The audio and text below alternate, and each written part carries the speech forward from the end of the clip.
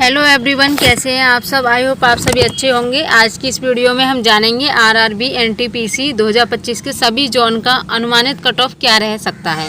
एक एक करके सभी जोन की कट ऑफ को हम डिटेल में जानेंगे। एंड सीबीटी 1 का रिजल्ट कब तक आ सकता है और सीबीटी 2 की संभावित एग्जाम डेट क्या हो सकती है।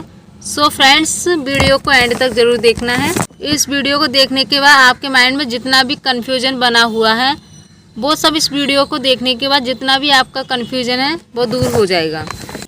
आपके माइंड में कोई भी कन्फ्यूजन नहीं रहने वाला है। तो चलिए सबसे पहले बात कर लेते हैं ऑल जोन की एक्सपेक्टेड कट ऑफ क्या रह सकती है। ऑल जोन की कट ऑफ देखने से पहले हम कुछ यहाँ पे इम्पोर्टेंट पॉइंट जान लेते हैं, जैसे कि कुल पदों की संख्या 8113 है, कुल आवेदनों की संख्या 58,40,861 है। एग्जाम में प्रेजेंट कैंडिडेट्स हुए हैं 28,21,695। एग्ज़ाम का जो लेवल रहा है वो मॉडरेट टू हार्ड यहाँ पे देखने को मिला है। मैथ, रीजनिंग, जीके, जीएस की बात करें तो टोटल क्वेश्चंस है इसमें 100, 30 क्वेश्चंस मैथ में, 30 क्वेश्चंस रीजनिंग में, जीके में 40 क्वेश्चंस। मैथ का लेवल रहा मॉडरेट, रीजनिंग का भी मॉडरेट और जीके जीएस का हार्ड। नेक्स्ट रेड जोन और ग्रीन जोन का जाने तो रेड जोन में कौन कौन से स्टेट आते हैं। सो पटना है रेड जोन में, अहमदाबाद है, कोलकाता है, प्रयागराज है, सिलीगुड़ी है, गोरखपुर है, मुजफ्फरपुर है, भोपाल है, अजमेर है। ये सभी यहाँ पे रेड जोन के हैं। ग्रीन जोन की बात करें तो रांची है, बेंगलोर है, सिकंदराबाद है, जम्मू है, मुंबई है, मालदा है, तिरुवनंतपुरम है, भुवनेश्वर है, गुवाहाटी है, बिलासपुर है, चेन्नई है, चंडीगढ़। ये सभी इस बार यहाँ ग्रीन जोन में देखने को मिले हैं। नेक्स्ट अगर hard shift, moderate shift and easy shift की बात की जाए तो आप यहाँ देख सकते हैं ये सभी यहाँ पे हार्ड शिफ्ट हैं। 5 जून की थर्ड शिफ्ट सबसे ज़्यादा हार्ड रही है और यहाँ पे 23 जून की फर्स्ट शिफ्ट सबसे ज़्यादा इजी रही है। आप शिफ्ट को देख सकते हैं यहाँ पे।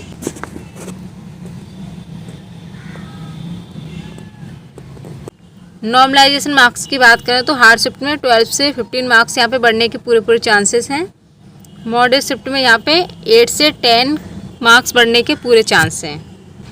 इजी शिफ्ट की बात करें तो यहाँ पे आपका स्कोर नहीं घटेगा, आपका जितना स्कोर है आपका उतना ही स्कोर रहेगा।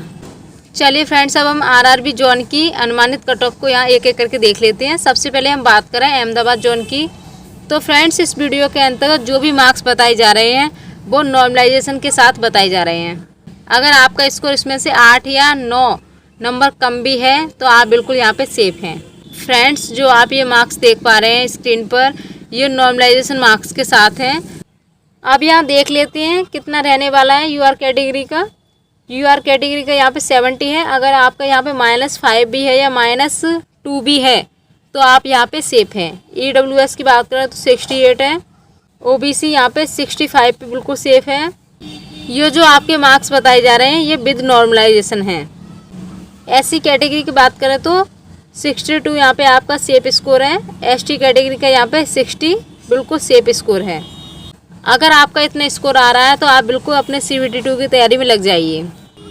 नेक्स्ट इलाहाबाद जोन की बात करें तो यूआर कैटेगरी 72 पे बिल्कुल सेफ है। अगर आपका यहाँ पे -2 भी है तो आप बिल्कुल यहाँ पे सेफ हैं। AWS कैटेगरी 68 पे बिल्कुल सेफ है। ओबीसी कैटेगरी 66 पे बिल्कुल सेफ है। एससी कैटेगरी 63, यानी कि आपका यहाँ पे 58 भी आ रहा है तो आप बिल्कुल यहाँ पे सेफ हैं।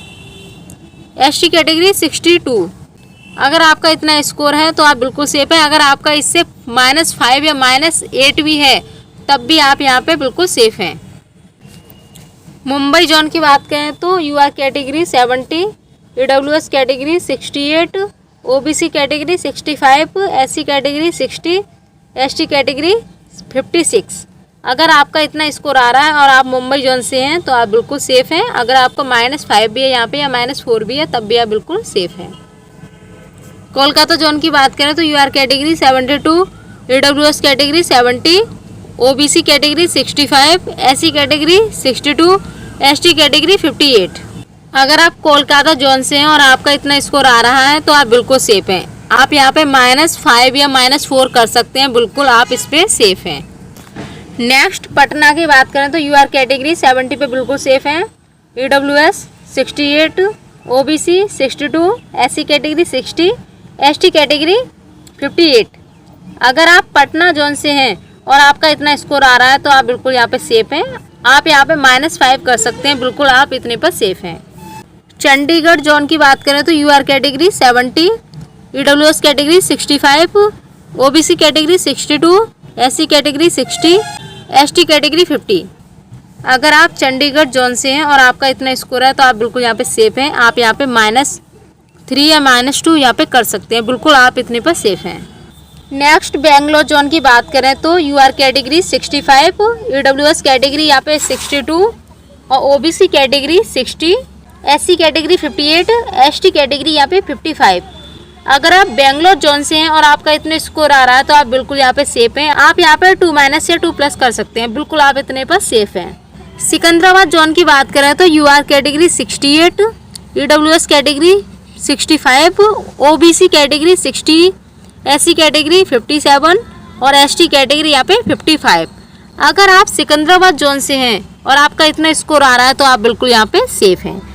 नेक्स्ट जोन की बात करें तिरुवनंतपुरम की तो यहाँ पे यूआर कैटेगरी के 68, ईडब्ल्यूएस कैटेगरी 62, ओबीसी कैटेगरी 60 और एससी कैटेगरी 55 और एसटी कैटेगरी 50। अगर आप तिरुवनंतपुरम जोन से हैं और आपका इतना स्कोर आ रहा है तो आप बिल्कुल इतने स्कोर पे सेफ हैं। बिल्कुल आप यहाँ पे -2 कर सकते हैं, आप बिल्कुल यहाँ पे सेफ हैं क्योंकि ये नॉर्मलाइजेशन के साथ आपके मार्क्स यहाँ पे बताए गए हैं। भोपाल जोन की बात करें तो UR category 65, EWS category 60, OBC category 58, SC category 55 और एसटी कैटेगरी 50। अगर आप भोपाल जोन से हैं और आपका इतना स्कोर आ रहा है तो आप बिल्कुल यहाँ पे सेफ, आप अपने CBT 2 की तैयारी में लग जाइए। अब हम बात करें CBT फर्स्ट के रिजल्ट की तो आपका जो CBT फर्स्ट का रिजल्ट है वो कब तक जारी हो सकता है। तो फ्रेंड्स जो आपका CBT फर्स्ट का रिजल्ट है वो पहले जुलाई मंथ में ही हमें देखने को मिलता, लेकिन फ्रेंड्स जो NTPC 12th लेवल का जो एग्ज़ाम है उसकी डेट आने की वजह से ये थोड़ा डिले हो रहा है। तो जो हमारा रिजल्ट है वो सितंबर मंथ के फर्स्ट वीक में आपको देखने को मिलेगा। अगर हमारा रिजल्ट सितंबर मंथ तक डिक्लेयर होता है तो CBT सेकंड का एग्ज़ाम कब तक होगा। तो CBT सेकंड का एग्ज़ाम नवंबर मंथ तक यहाँ पे कंडक्ट कराया जाएगा।